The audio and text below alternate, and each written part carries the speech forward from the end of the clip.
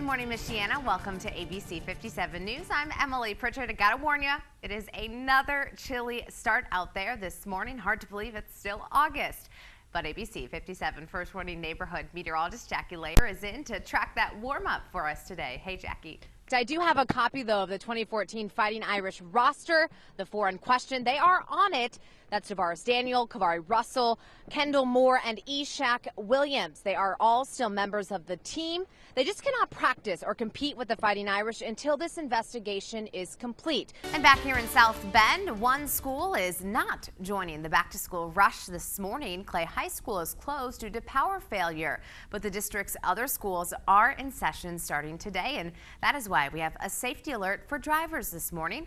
ABC 57's Eric Cox is live at the South Bend Community School Corporation's Transportation Department, where officials they are pleading with drivers to be alert as kids head back to class. Good morning, Eric.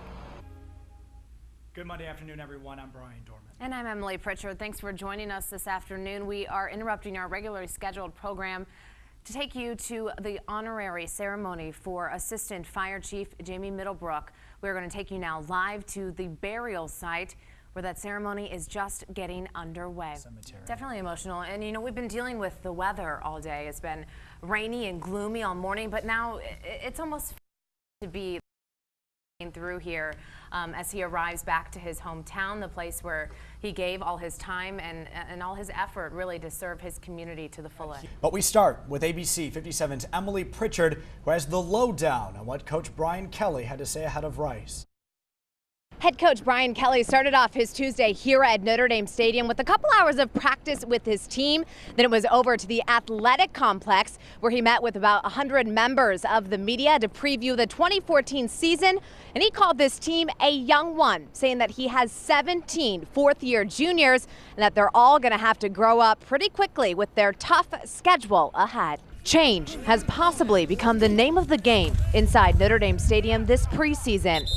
Key positions will be manned by familiar names, as well as names that will be stepping out of that tunnel for the first time.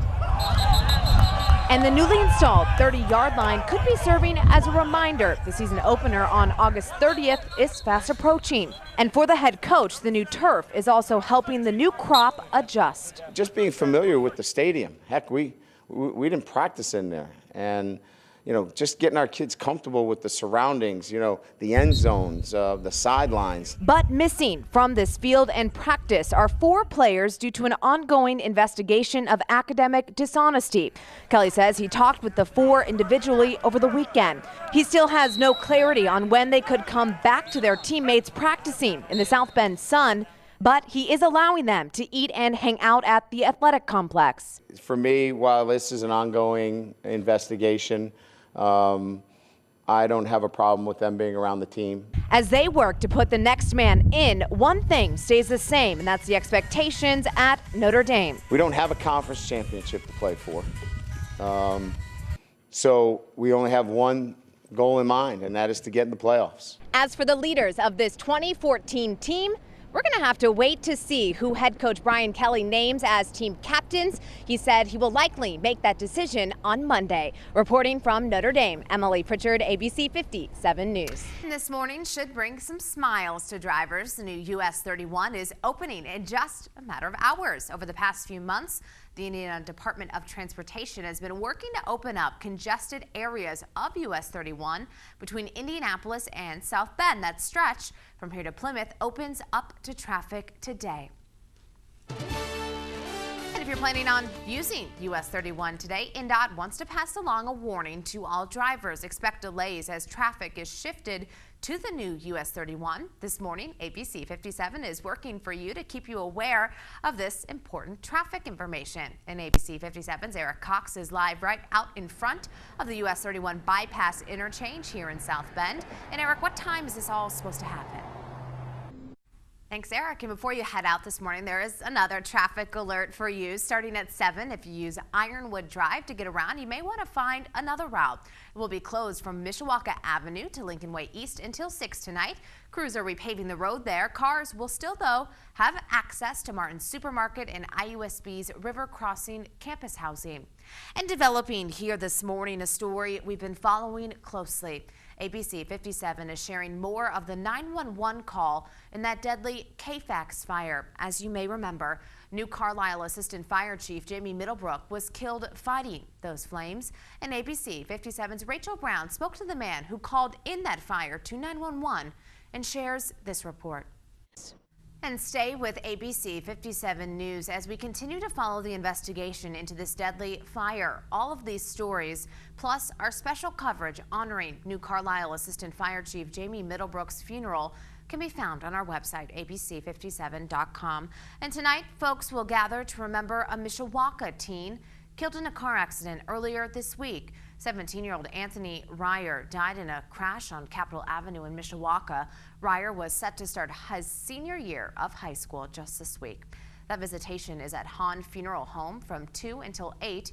Funeral services are tomorrow at the funeral home at 11 in the morning. And in lieu of flowers, the family is asking for monetary donations, which can be made at any teacher's credit union. He gets no justice. No justice. No. A brief shakeup almost put an end to peaceful protest in Ferguson last night. A small group of supporters for the officer accused of shooting and killing an unarmed teen held signs and chanted for justice for Officer Darren Wilson. That case itself had its first session before a grand jury yesterday. Some in the town have asked for St. Louis County Prosecutor Bob McCullough to be kicked off that case. All I'm asking the governor is to make a decision. Yes, you're on the case. No, you're not on the case. And McCullough says that process is expected to last until mid-October. And the spotlight on Ferguson has caused many here in Michiana to take a closer look at community and police relations in our own backyards. ABC 57's Alyssa Marino found one Elkhart neighborhood is finding a way to work together with police. Josh Houston to third. It gets past the third baseman. The special pitch. Well, after a disappointing loss Sunday, the Little League team from the south side of Chicago just needed one win. That's it to move forward. And win they did in last night's game against Rhode Island Cumberland. Final score, Illinois 8, Rhode Island 7, a close one. They advance to another round and will take on Pearland, Texas today. I can't hear you!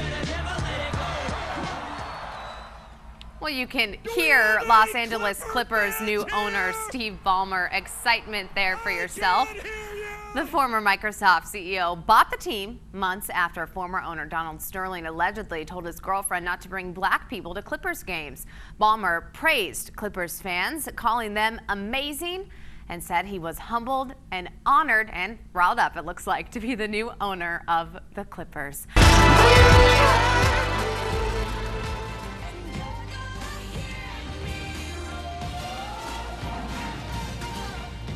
Well, if you want to hear one of these artists at the next Super Bowl, they are going to actually have to pay up. According to the Wall Street Journal, the NFL wants to capitalize on the incredible exposure artists get.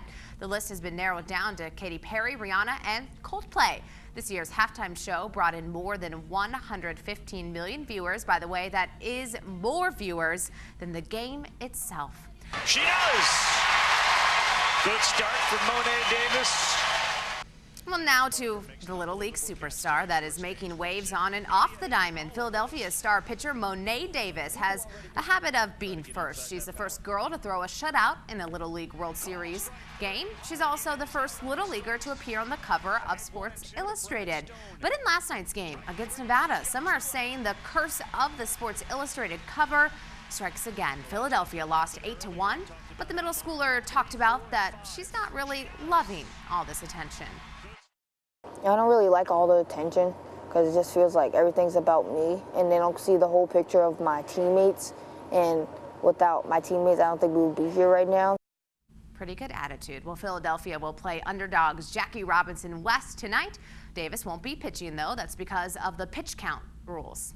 And as if celebrating your 100th birthday wasn't monumental enough, the Chicago woman made sure she kicked off her birthday doing what she loves. Loretta Dolan celebrated at Wrigley Field yesterday. Dolan says she always keeps a scorecard when she watches or listens to the games. She says she has decades of those scorecards just gathering dust.